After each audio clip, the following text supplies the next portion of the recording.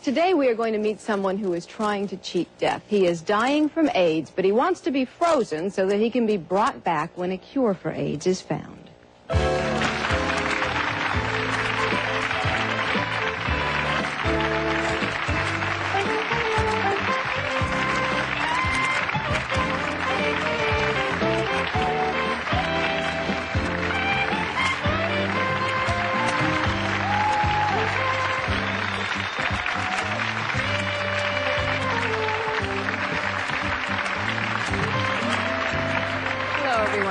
Cryonics suspension is sort of a fancy way of putting a dead body in the deep freeze in the hopes of reviving them later. It's just like in the movie Forever Young, where Mel Gibson plays a man who was experimentally frozen and then years later comes back to a world he knew nothing about.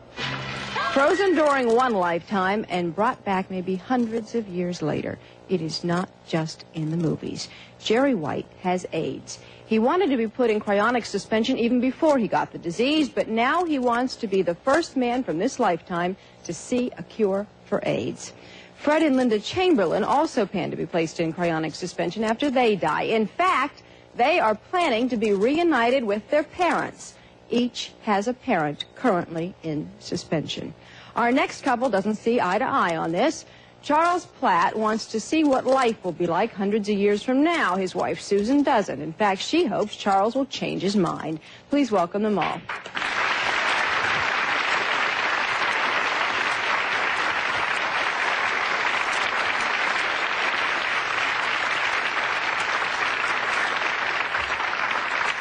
Jerry, let's start with you. You have AIDS, but why did you make the decision to be frozen? I've been involved in cryonics since 1966 when I read an early book, and I was completely taken by not only the logic of the cryonics program, but the desirability of the goal, which is indefinite life extension. And since that time, I've been involved in numerous organizations and also in numerous cryonic suspensions, freezing various people. And I really feel that it gives me a chance of extending my life and of beating what would otherwise be the finality of death. And may I say this, I am not trying to cheat death. It is death that is the cheat. You know, death and pain and disease, these are the things which cheat life. And I am alive. I want to try to extend my life.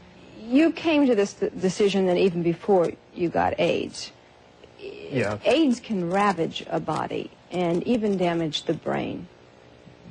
Does that play into this at all? Well, I certainly want to avoid that type of damage if at all possible. Of course, there are lots of diseases that... Do you have control over that? No, no, if I had control over it, I wouldn't have this terrible disease. There's no way you can end your life before you die? There are things that can be done. Now, that would be considered suicide, and it would be very hazardous for purposes of being frozen. But there are certainly things that I can do to try to minimize any problem like that. Yeah. Your mother is suspended now. Yes. And your mother's cat. Yes. You also had suspended. Right. Was it hard to convince your mother to go along with this? I never really did quite convince her, and I did it anyway. She didn't have to agree to it? No, under the circumstances, it was only possible to freeze her brain. And that was because she had not made prior arrangements and there was a problem with money. And so why would you just want to freeze her brain? Well, that is where she is. That's where all of us live in our brain. That is the absolutely essential organ. It contains all of the memories and personalities. And so what I think may happen in the future is using tissue samples, it may be possible to clone her a new body. And you wanted to be, I'm sorry, but we just saw pictures of your mother, older, shortly before her death, and back when she was in her 20s. So you want her body to be cloned to her younger version? Yes, all of us want to be restored to life young and healthy. Okay, Linda, I'm sorry. I was just going to say, as far as that issue is concerned, that the important thing is not whether or not you save the toes and the hair. Those things can be transplanted. The important thing is to save the person that you love. I don't know. They can be transplanted, not now. Not now, but at the other end they can. My mother, for example, when she was asked if she wanted to be rejuvenated when she comes back, said, "Oh, yes, yes." She says, "I'm tired of being an old woman. I want to come back looking just like Michelle Pfeiffer." No, wouldn't we all? But and most people get married till death do you part. You can't really say that in your case. No, I guess you really can't. We're best friends.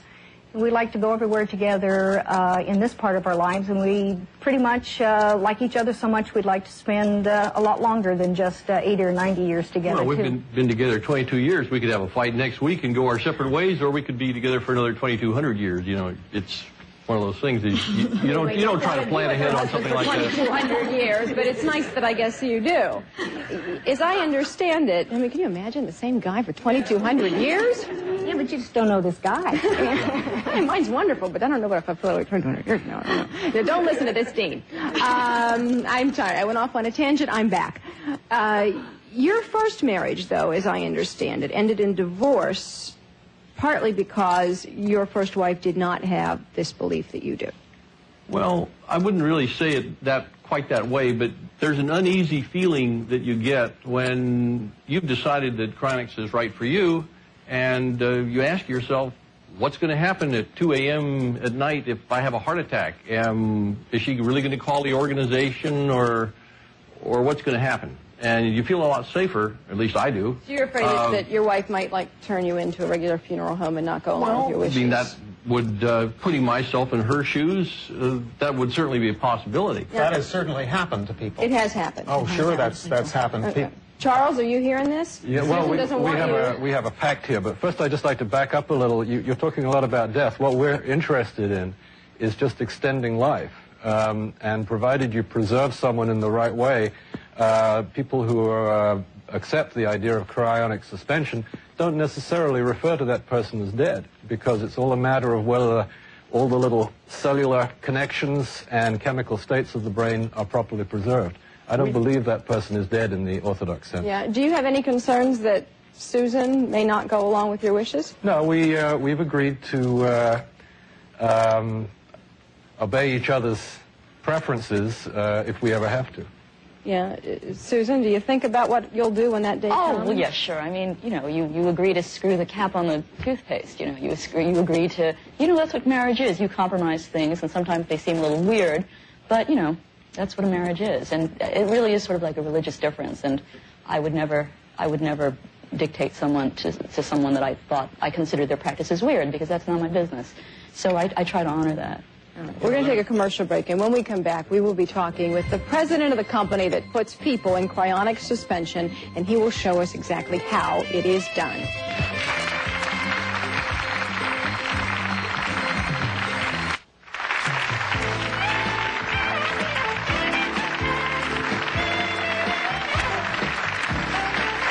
We're back. We're talking about cryonic suspension, and you had a question? It's not really a question, it's more of a comment. I think that in my life right now, I enjoy being around my family and the people that I love.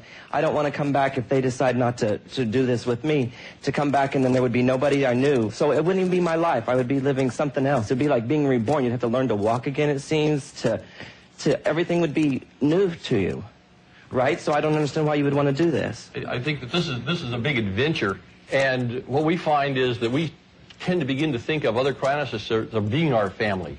We expect to all kind of be marching through the future together, kind of. And so it's a very interesting... our family with us. Yeah, certainly I want all of my friends and family there, but if they're not there, if they don't want me to be with me, then I came into this world not knowing anybody, and your pets. And my pets, of course. Those cats are very important. You don't think you could too. bond with another cat in the year 2050? I'm sure I could bond with another cat. Do you have a question here? Yes, you say a lot of people that have done this, have any of them come out, and are there any side effects or anything like that? No one has ever been thawed. But there have been some animal tests, right?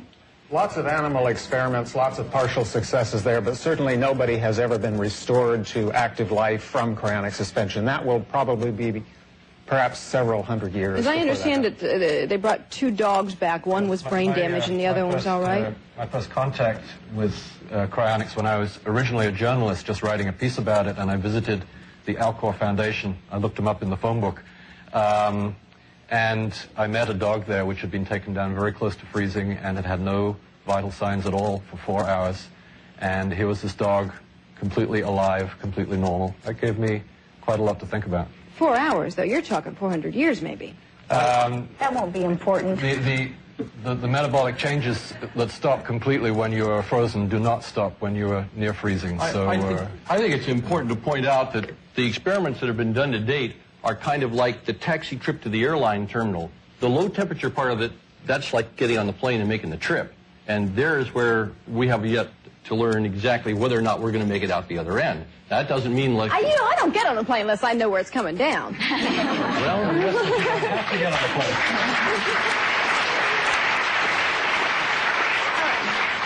You have heard the name Alcor, so let me introduce you now to Carlos Mondragon. He is the current president of the Alcor Foundation. Not only is he going to be placed in cryonic suspension, but he made sure that he will not be lonely. He has also had his cat frozen to live with him later. Please welcome him.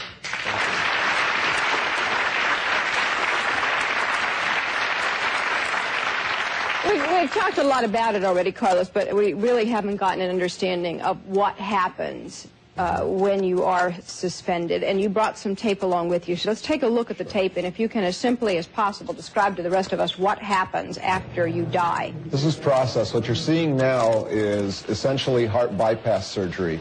And this is done to remove as much of the water as possible from a person's body and replace it with chemicals that won't cause as much freezing damage. Because ice causes damage because it takes up space, whereas we use chemicals that turn into a glass. And that's a person there. Here the person is being placed into a sleeping bag. At this point, they've been frozen down to dry ice temperature. And this sleeping bag... This person is dead. It's not... Yes, yeah. They're legally dead. At this point, the person is being put into a cryogenic dewar. Essentially, what you're looking at is a big stainless steel thermos bottle. There is no electrical power needed to keep the person cold. That's liquid nitrogen vapor. And that covers you in a power outage, in liquid right? nitrogen, which is boiling off at 320 degrees below zero. And at that temperature, there'll be no more changes. Okay, how long does that process take? The whole process, beginning to end, about 2 days on average. And it costs? Whole body suspension costs $120,000 at Alcor. About a third of that gets used in the initial processes you just saw, the surgery and the cool down phase, and then the balance goes into a patient care trust fund, which generates the income necessary to keep people in suspension indefinitely. And if you just want the brain frozen? $41,000. And similar breakup money there. About half of that goes into the initial processes. The balance gets put into a trust. Okay, so there you have the facts, audience. Anybody interested? Yeah, you would do this? Stand up. No, oh no, I'm not interested. I had a question. You would not do that? No. Why I not? want to know who's on the other end to defrost you. Well, that's what the organization is for. Alcor is set up as a non-profit organization, and it's a membership organization, and we kind of function like a mutual aid society. It's comprised of people who want this for themselves, and the whole idea is unless you've got some kind of benevolent people out the other end, it's all a crapshoot anyway. It's not likely who to decides happen. when? The Alcor Foundation gets together and say, okay, we have enough technology, let's bring them back? When we're sure, and this is in our contract with our members, when we're sure that we've got a reasonable chance of success, it would be attempted, but not before then. Is there a provision in there if you're never sure? Is this indefinite? You just keep them around forever? It's indefinite. Yeah. I'll give a question here. Yeah. What if your immediate family is against all of this? Well, can you still do it? In California, and as far as I know, in just about every other state, you have a right to decide how your remains are going to be disposed of. Normally, your next of kin can decide if you don't leave written instructions. But if you've left written instructions, they have to be followed because you have that right. You have a question here. Yeah, I'd like to know, this is about you're freezing dead people. What about people that are alive that want to be frozen? That's what cryonics is about. You see, that's just the process that I showed you. But cryonics is the idea is that we have a difference of opinion over where you put the line between alive and dead. And we don't think somebody in this state is necessarily dead. We think that when death is normally pronounced now, it's usually based on function. Your heart stops. And that's not good enough because our ability to restore that kind of life is always changing. So technically, for a long time. You're older, correct, Charles? Older than who? Older than Susan. You're older than Susan, right? You're older than me. Older than Susan. Yeah, I don't look it, but actually I am older. You're older than Susan. So potentially you could die first. Would Susan be a widow if he is suspended? Well, legally, yes, but I mean, usually the law takes many decades to catch up with science. I think there are potential problems here in the far future, but I'm not particularly worried about them now. Are you, Susan, worried? Oh, no. I mean, when he goes, I really will consider myself a widow. It's not something I like to look forward to, but it's how much does anyone think about loved ones dying? You don't want to think about it, but I'll deal with it at the time. We'll be back and continue in a moment.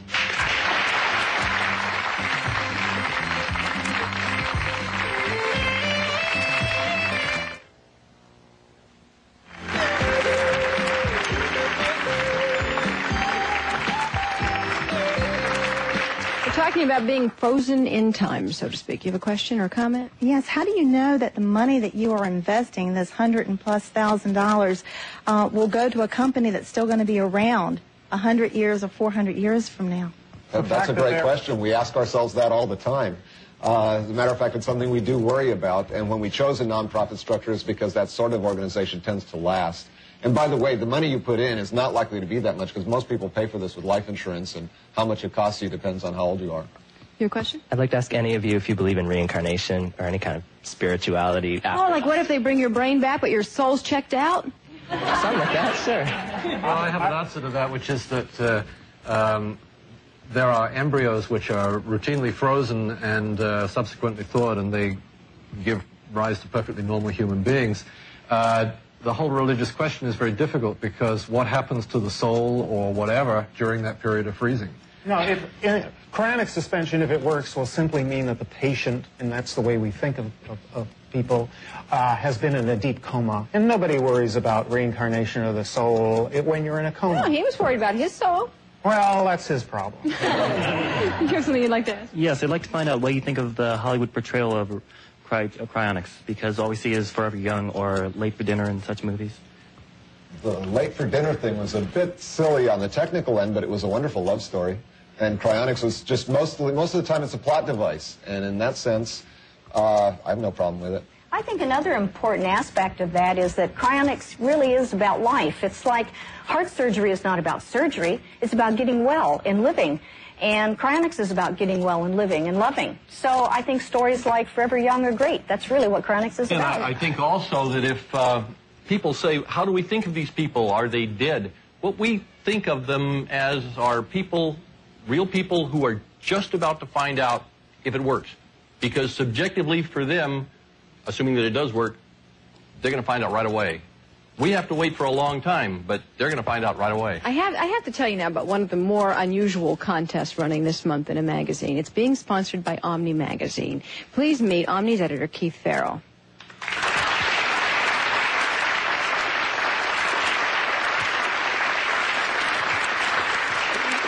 If you win the contest in Keith's magazine this month, you will be given a free trip to frozen suspension, right? Correct. But you can't collect the prize until you're gone. Yeah, my wife pointed out that only Omni could come up with a contest where you have to pass away to claim the first prize.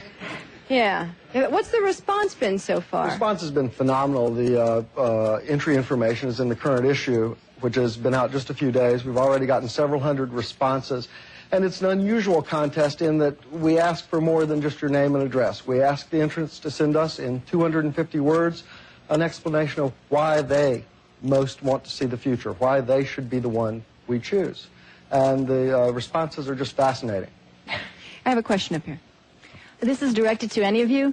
Our world is going through such transitions right now. I mean, we're destroying our environment, resources are being used up. Do you have any kind of misgivings about the type of world you'll be coming back to in 100 years? You could be a slave, right? No, if this is going to work at all, we're going to have a relatively free, relatively benign society, or nobody's going to bother with these people anyway. Nobody to but you take your chances. All right, we'll be back in a moment.